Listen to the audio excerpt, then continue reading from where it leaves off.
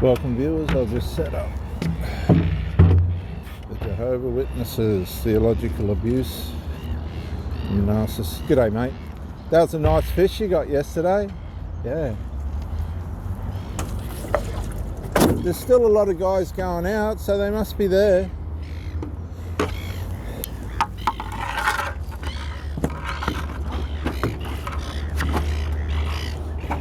It's the big ones I worry about. Oh, he's a nice one. Hope you get a few, mate.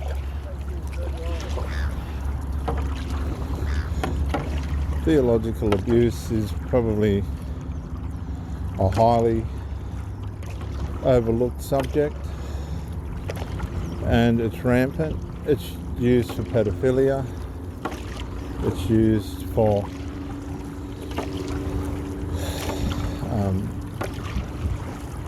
the control of millions across the world. Once you come into theological abuse, it creates a very devoted and loyal following, because people want to be right with God. By nature, people want to be right with God. Excuse me. Welcome to the paddle this morning, viewers.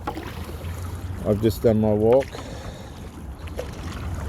You'll find that the Jehovah Witness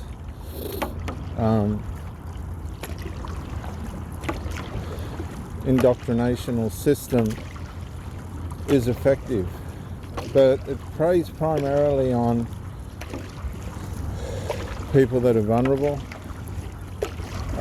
It catches people at stages in their life where things possibly aren't going right.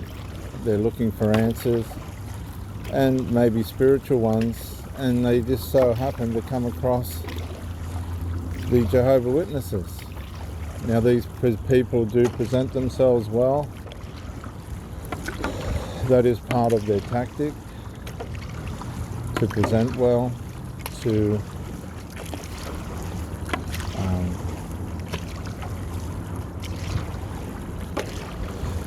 look like life's in order. But let me say something to you. If your spirituality is wrong, and for the most part a lot of people have got it wrong, we're all developing in these things, but staying in the truth of the Bible is pretty simple if you want to come back to it all, and that is to love your neighbour as yourself. So the sad part about the Jehovah Witnesses is they peddle this propaganda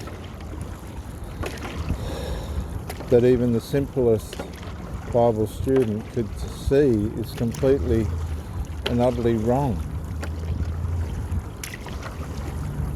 It's completely and utterly wrong, not partly wrong, completely and utterly wrong. And what that does is it misleads people, and then those people mislead people, and it becomes a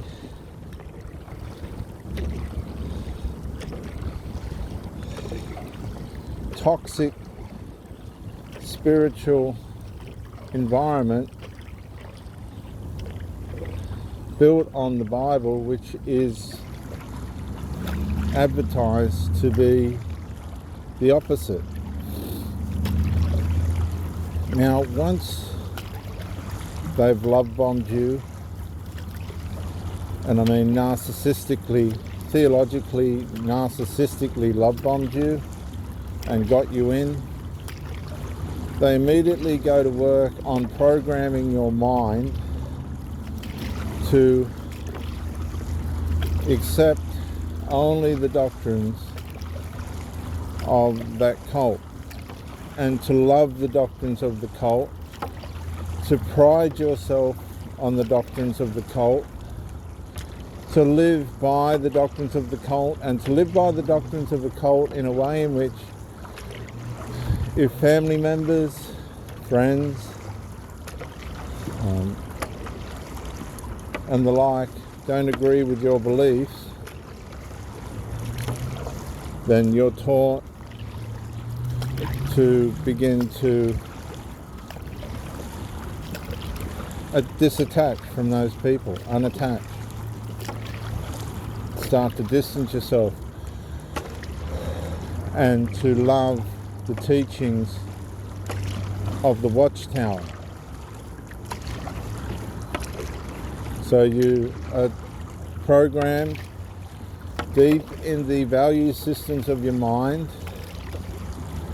to put the Watchtower society as the most valuable thing in your life.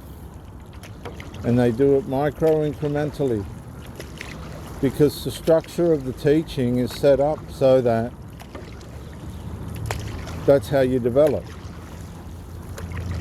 You become entrained, you become programmed to believe that it is the truth, that it's the only truth, and that they're the only ones that are going to find salvation. That's why it's a cult.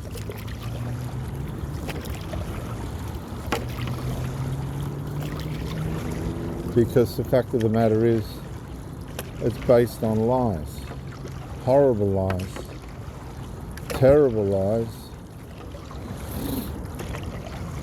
malicious lies. Now, you want your spirituality, that part of your life, to be healthy, don't you? And with theological abuse, like any other abuse, it makes you start to try and excel at impressing the abuser. Okay, you begin to become enthralled by and wanting to serve the abuser. In this case, it's the theological abuse of the Watchtower. And you become devoted in a traumatized way. And this is what a lot of people don't realize. Because deep in the back of your spirit will be saying, that's not right. But you're being convinced, constantly convinced, that it is right.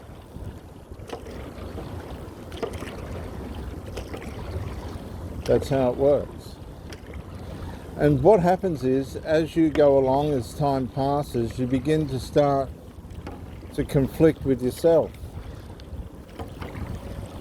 But the narcissistic lying and scheming and programming of the organization entraps you and ensnares you mentally and emotionally in a way in which you want to persist in serving the organization, because now you're a part of the group, you're a part of that theologically abusive tribe organization. You become part of the family.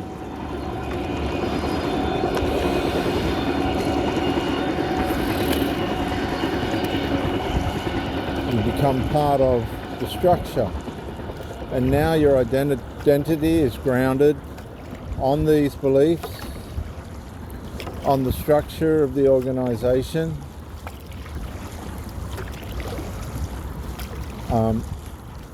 and there's an excitement as you leave your home to go and be in the group, because now you're addicted. Now your identity is founded on the lies and deceptions of the group, and you're being rewarded for accepting that emotionally. There's a lot of ego stroking, even in the doubt and confusion that's underlying it all. You'll meet people in the organisation that just don't seem to be right. There's just something not right, something's wrong. You sense this and you're well aware of it, but you push these things to the back of your mind which is sending red flags and other things at you,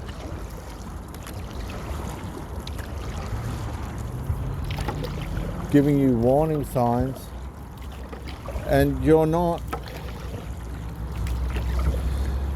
responding to them. You're becoming numb now to your innate conscientious warning signs that something's just not right here, because it's presented on the surface so well, so consistently. And when you're in the group, when you're in the family, when you're in the theologically abusive tribe, you start to become cognitive dissident. You have to, because the things that you're being taught and the things that you're seeing in the group that are dysfunctional and you're not comfortable with, you have to start pushing down and pretending that they're not there. So what is happening to you now is, and welcome to the sunrise here in Gosford on the Brisbane Water, Central Coast, New South Wales, Australia. As you're seeing and sensing these obvious wrongs, these obvious suspicious, villainous lies, you have to start becoming cognitive dissident. You're deliberately telling yourself everything's all right. You deliberately start telling yourself, I accept this as right, even though I don't feel right about it. And you start to turn against yourself. That's the abuse.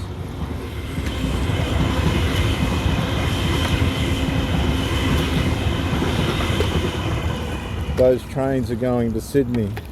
Sydney's 1 hour south of Gosford. 1.5 hours south, depending on what train you're on. From Gosford. You start turning against yourself, but you're not aware of this. This is all happening in the spiritual mind realm.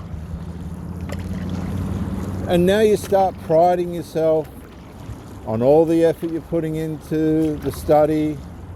You're coming in and you're getting your ego stroked for doing this and doing that. And progressing. And then somebody in the family says to you, can't you see that's obviously wrong? And all of a sudden, without any warning,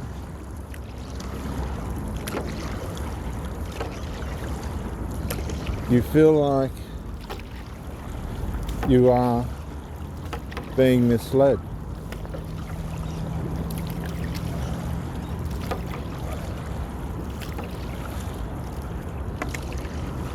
That's how the cult works. And you say to your family, well, you're not in it and you don't know much about it. These people are good. These people are good. That doesn't mean the teachings are good. That doesn't mean the theological abuse is good. These teachings are good and I'm okay.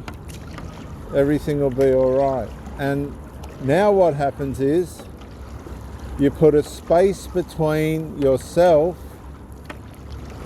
and the family members. That's exactly how it's geared to work.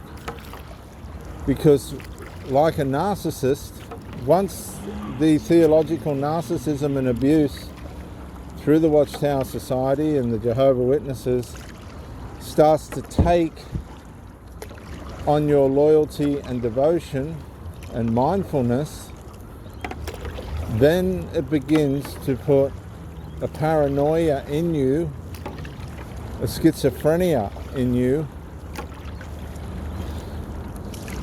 of which you will defend your beliefs at the expense of the people that are closest to you. And guess what happens?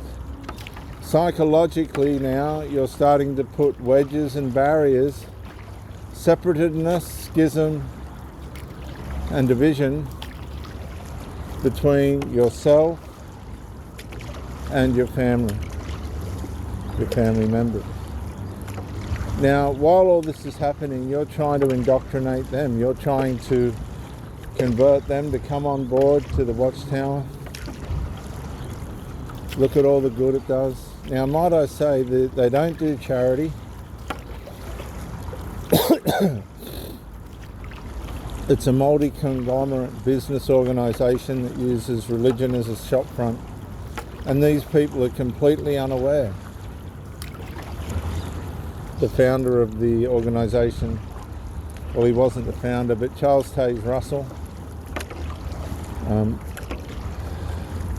molested and then become involved with the servant that worked in his house, which cost him his marriage, and it was a vicious divorce.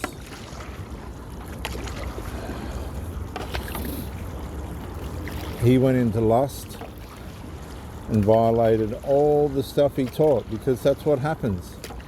When you're listening and following lies, you become the lie. You will betray yourself. You will.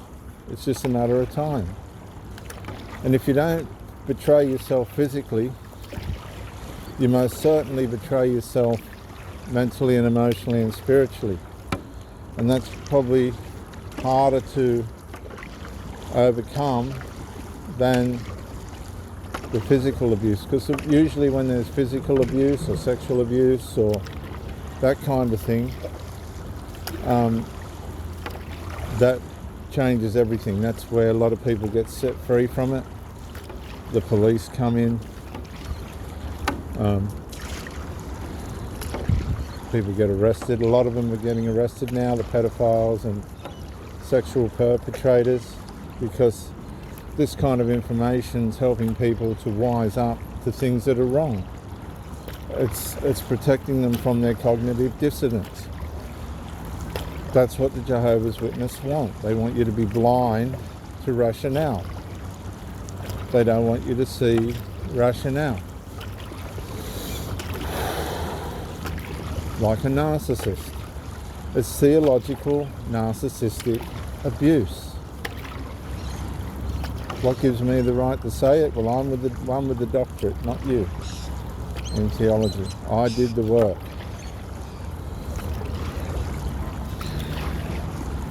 It's dangerous.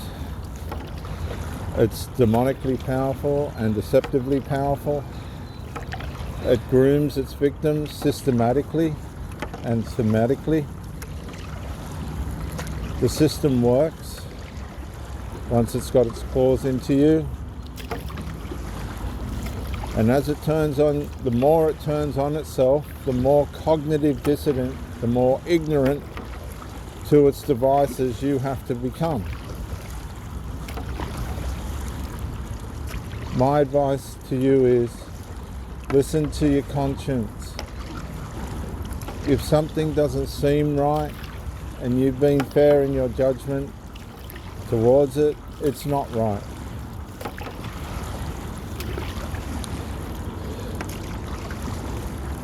I don't think it's fair to judge things on ignorance. I think you should judge things on the value of what it really is, and the Jehovah Witness cult has proven to be diabolical, scheming, thieving, and ruinous to millions of lives. Over 50,000 people, as far as I understand, have given their lives to the demonic, evil, satanic blood doctrine, which causes you to refuse to have a blood transfusion.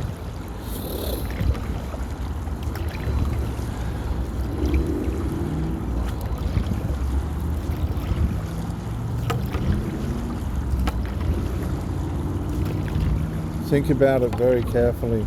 Think about it for yourself, and then think about it for your family.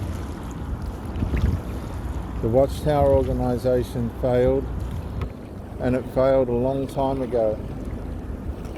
And now It's just bluffing its way for as long as it can.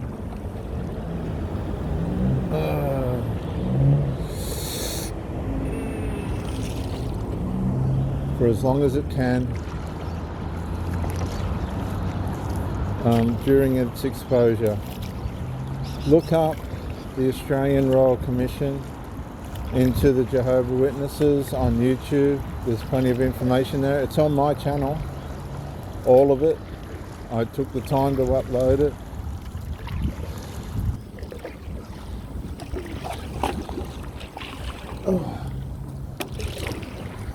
And educate yourself on the evil underlying the Jehovah Witness narcissistic, theologically abusive organisation. This is Reverend Dr. J.W. Morrison. Bye for now.